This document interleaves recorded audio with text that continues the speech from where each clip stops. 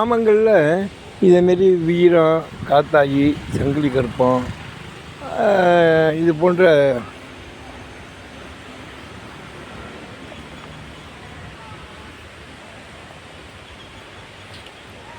தெய்வங்கள், முனீஸ்வரம், மகிஷாசுரமர்த்தினி மாரி ஒரு அம்பாள், இதுமாரி வேப்ப மரத்தடியில் சூடம் வச்சுருப்பா.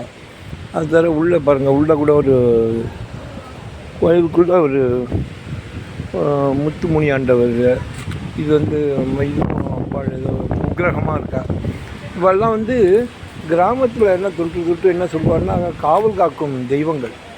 கிராம எல்லை பாதுகாப்புக்காக அந்த காலத்தில் இதெல்லாம் வச்சுருக்காங்கன்னு சொல்லுவாள்.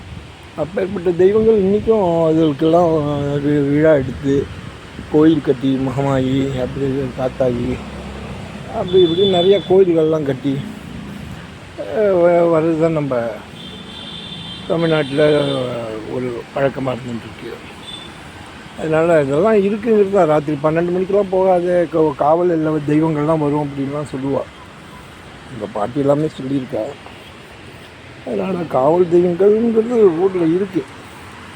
ஊர் எல்லையை பாதுகாக்கும், இல்லப்படாதிம்பாங்க. கும்பகோணத்திலே பார்த்தா எல்லையம்மன், இல்லப்படாதி அப்படிலாம் இருக்குது. அதனால் இது ஆத்தங்கரை படுகை வரும், ஊருக்கு எல்லையை ஒட்டி தான் இருக்கும். இது எப்படியே வரும்பாங்க.